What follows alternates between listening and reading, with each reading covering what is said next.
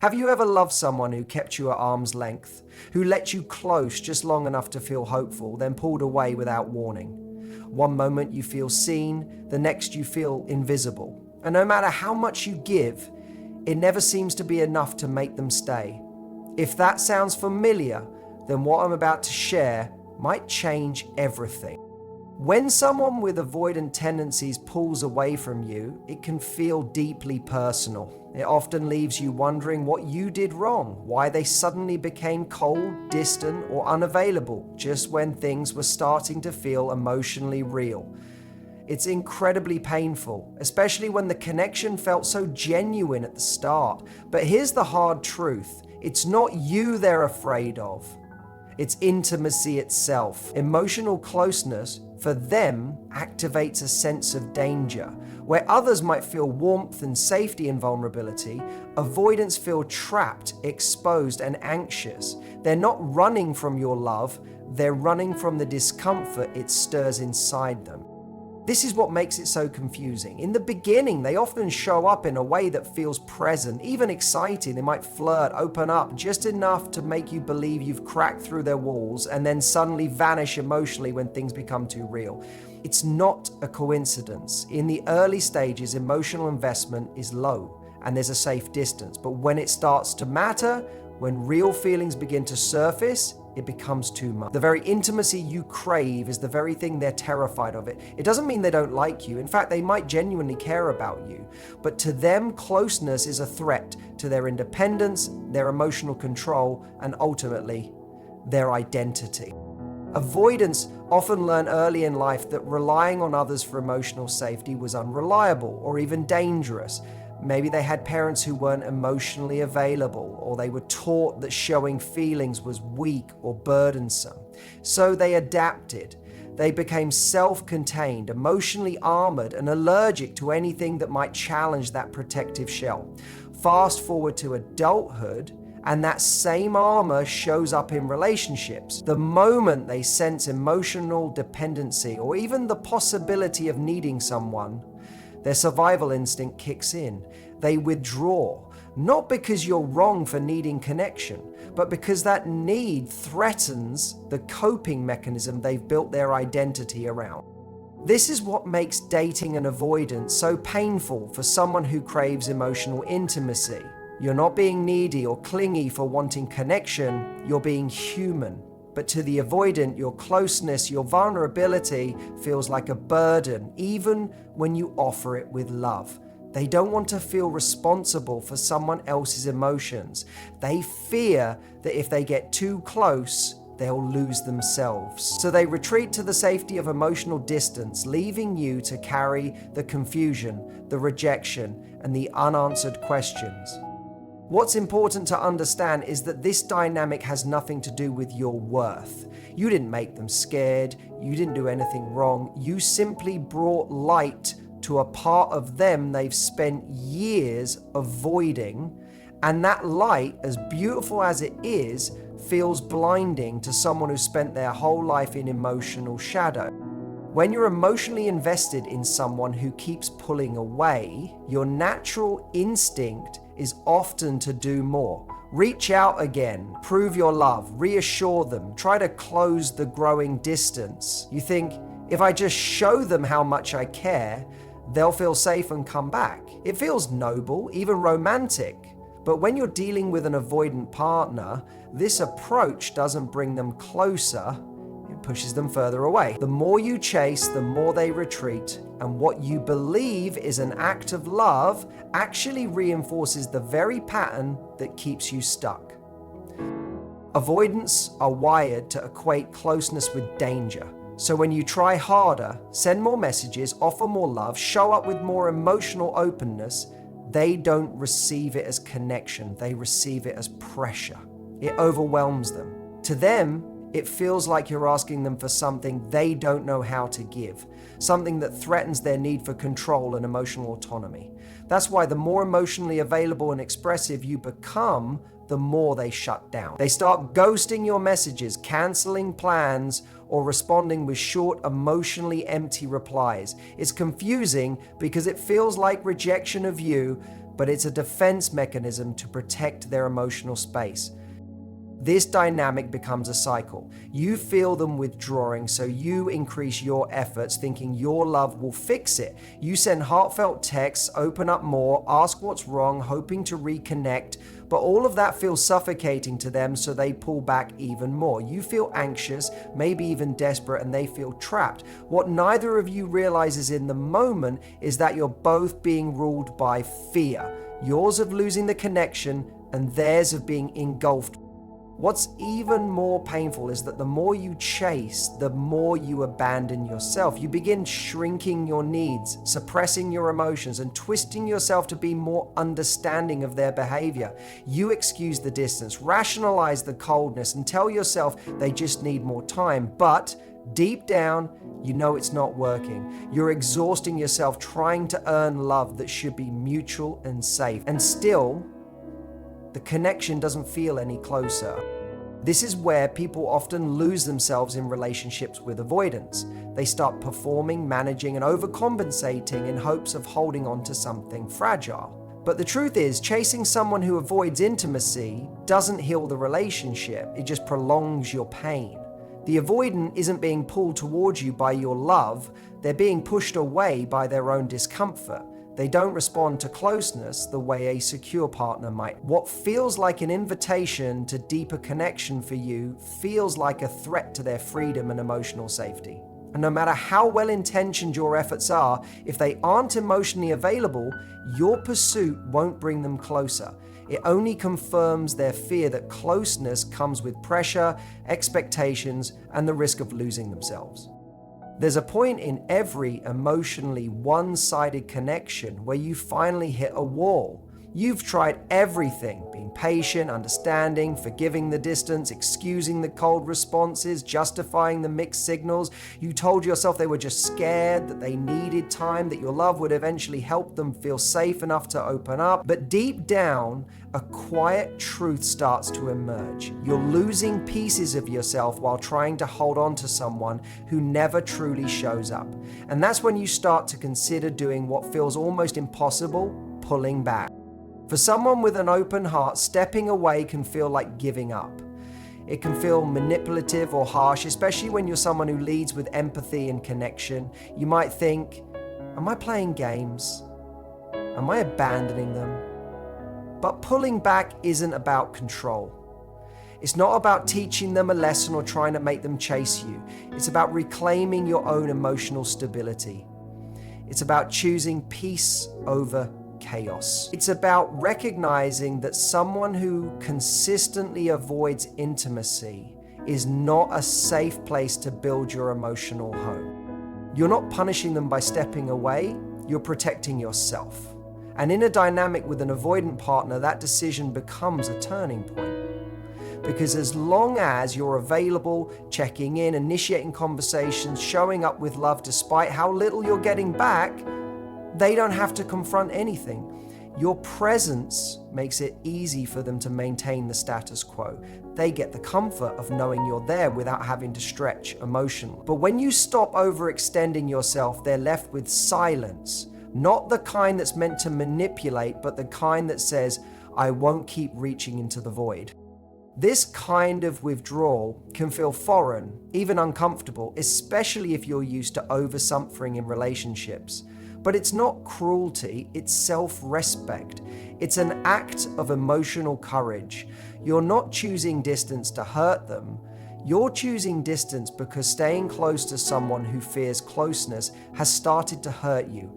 And when you finally take that step, something powerful happens. You begin to see the truth more clearly. You notice how much effort you were putting in to maintain a connection that was never mutual.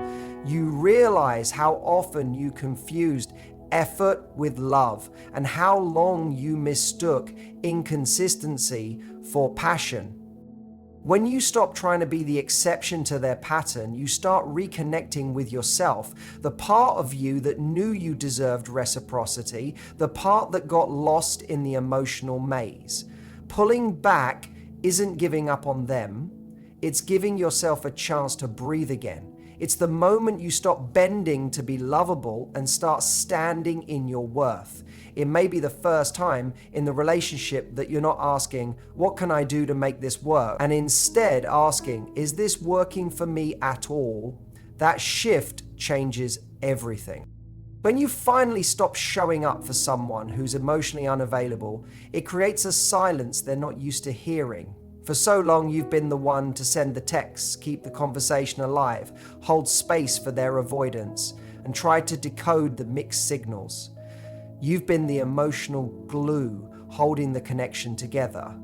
Even when they were distant, you stayed close. Even when they shut down, you kept the door open. But when you pull back, not out of anger, but out of self-preservation, everything shifts. They don't just lose your presence, they lose the emotional security they quietly depended on, even if they never acknowledged it. Avoidants often don't realize what they had until the energy that once surrounded them is gone. As long as you were there, they didn't have to face the consequences of their own emotional detachment. They could stay in control, keep their distance, and still feel connected enough to you to avoid loneliness. But when you stop showing up, when you stop texting first, stop filling the silence, stop waiting around, they're left with nothing but themselves. And for an avoidant, that moment is uncomfortable, even frightening. Because now they have to feel the weight of their own emotional choices. Your absence becomes a mirror. Suddenly there's no distraction, no reassurance, no one to buffer the discomfort of intimacy. They're confronted with the reality of what they pushed away. It's no longer a concept, it's an empty space. And that space is powerful because it doesn't yell, it doesn't beg, it simply reflects the truth. Connection can't survive without effort. And they feel it, even if they don't say it, even if they never admit it. The quiet starts to echo. The comfort they took for granted is no longer there, and that loss doesn't just bruise their ego, it unsettles their illusion of control. Avoidants live in a delicate balance between needing connection and fearing it. They want closeness, but they fear dependency. They crave love, but they flinch when it gets too real.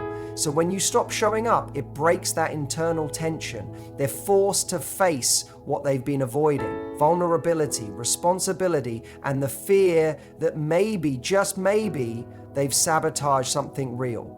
Some avoidants double down, convincing themselves they never needed the relationship in the first place. But others, the ones who are silently attached to your presence, feel the shift in a deeper way, not because you punished them, but because you were the one person who made emotional safety feel possible. And now that safety is gone. And this isn't about playing hard to get. It's not about making someone suffer. It's about removing yourself from a dynamic where your love was being quietly consumed but not returned. It's about letting your absence speak where your words no longer could. Because when you stop showing up for someone who never showed up for you, they finally feel the cost of their emotional distance. They finally face the reality they've spent so long avoiding. Clarity is the moment everything changes. It's not loud or dramatic, it's quiet, sometimes painful, but deeply freeing. When you're in a connection with someone avoidant, you often live in confusion. You question yourself constantly. You wonder why things felt amazing one day and distant the next. You replay conversations, analyze their texts, try to read between the lines of silence. You convince yourself that if you just stay patient, if you're understanding enough, they'll come around. You hold on to potential, onto the early spark, onto the hope that the version of them you saw in brief moments will become the person they consistently are. But all of that hope rests on illusion. The illusion is what keeps you stuck, the belief that this person is capable of showing up for you in the way you deeply desire. It's the fantasy of their transformation, that maybe with enough love, enough space, or enough time, they'll stop running. But clarity cuts through all of that. It doesn't arrive all at once. It builds quietly, often after one too many conversations where your needs were dismissed, one too many moments where you felt like you were begging for basic emotional presence, and then something happens. You see them not for who they could be, but for who they consistently are. You recognize the pattern, not just in them, but in yourself. Clarity is realizing that it's not your job to heal someone's fear of intimacy. It's understanding that your love isn't a project and their emotional unavailability isn't something you're meant to fix. It's the moment you stop internalizing their behavior as a reflection of your worth. You see their distance, their inconsistency, their emotional walls, and instead of making excuses for them, you accept them. Not with resentment, but with reality. You stop fighting against what is, and in that surrender, you gain power. The kind of power that comes from no longer needing their approval to feel secure. What makes clarity so disruptive is that it breaks the emotional hold they had on you. When you were in confusion, they had control. You needed their validation, their attention, their crumbs of affection to feel okay. But when you gain clarity, you stop needing those things. You stop chasing. You stop wandering. You begin choosing yourself. And that shift doesn't just affect you, it affects them, because for the first time, they're no longer operating in the shadows of your hope. You're no longer seeing them through the lens of potential. You're seeing them as they are.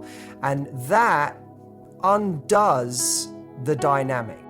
Avoidants often thrive in ambiguity. It allows them to stay close enough to feel connected, but far enough to avoid real vulnerability. Clarity removes that ambiguity. It brings everything into focus. You no longer see mixed signals, you see a pattern. You no longer confuse hot and cold behavior for chemistry. You see emotional inconsistency. That clarity becomes your turning point, not because it changes them, but because it changes what you're willing to accept. There comes a point in every emotionally draining relationship where the focus quietly shifts. At first, all your energy goes into trying to fix the connection, figuring out what went wrong, trying to bring back the closeness, or hoping that if you just love harder, they'll stop pulling away. You think the story will only make sense if they come back, if they choose you, if they finally give you the love they withheld. But then something happens. The pain doesn't disappear, but it teaches you something deeper. You start to understand that healing isn't about getting them back, it's about getting yourself back. And that's when everything begins to change. Avoidants often hold a powerful emotional grip on people, not because they offer so much, but because they offer just enough to keep you hooked. A few beautiful moments, a handful of vulnerable conversations, or those rare times when they let you in, those are what you hold on to, but they're fleeting. The rest of the time, you're left guessing, wondering, overanalyzing their every move, questioning your worth. And in that space of emotional confusion, you begin to lose your sense of self. You shrink your needs to avoid scaring them off. You second guess your instincts. You measure your value based on how they respond or don't respond to you. That's not love, that's survival. And it's exhausting. Real healing begins the moment you stop waiting for them to change. You stop thinking the story only has a happy ending if they come back and choose you. Instead, you start choosing yourself. You start meeting your own needs. You start reclaiming the parts of you that were buried beneath over-functioning, people-pleasing, and trying to earn the love they could never fully give. And when you do that, when you begin to feel whole without them, it shifts the entire dynamic, because now their presence is no longer the thing that defines your worth. Avoidants don't expect you to heal. In fact, many of them don't think you will. They expect you to always be there, always forgive, always give them space when they ask, and connection when they crave it. Your healing disrupts that. Your emotional detachment confuses them. Your ability to find peace without their presence breaks the rhythm they were comfortable with. You stop responding the same way to their coldness. You stop chasing their affection. You stop settling for the minimum and start demanding more, not from them, but from life, from yourself, from love itself. When you heal, you don't become bitter or guarded, you become wiser. You recognize the red flags sooner. You honor your own boundaries. You no longer see your love as something to be proven, but something to be protected. That version of you, the one who no longer needs the avoidant to validate your worth, is powerful. And sometimes that's when they notice. That's when they realize what they lost. Not because you became colder, but because you became whole. And that's something they never expected. So if you've ever felt like you were too much, too emotional, too available for someone who kept pulling away, know this: you were never the problem. You were simply offering a kind of love they weren't ready to receive. But this isn't about changing them. It's not about waiting for them to wake up. It's about waking up yourself. When you finally understand the avoidant pattern, not just intellectually but emotionally, everything changes. You stop chasing what's unavailable. You stop shrinking yourself to fit into someone else's comfort zone. You stop confusing inconsistency for passion and distance for depth.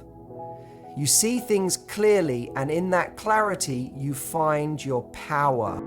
And that's what makes avoidance crumble. Not your anger, not your silence, but your evolution. The moment you stop needing them to complete the story, you start writing a new one where love doesn't feel like anxiety, one where your peace doesn't depend on someone else's permission to be close, one where your worth is no longer negotiated in the shadows of someone else's fears. So let them feel the silence, let them sit in the absence of your overgiving, and most importantly, let you feel what it's like to come home to yourself. Because the real plot twist isn't whether they come back, it's that by the time they do, you've already moved on to a love that doesn't ask you to abandon yourself.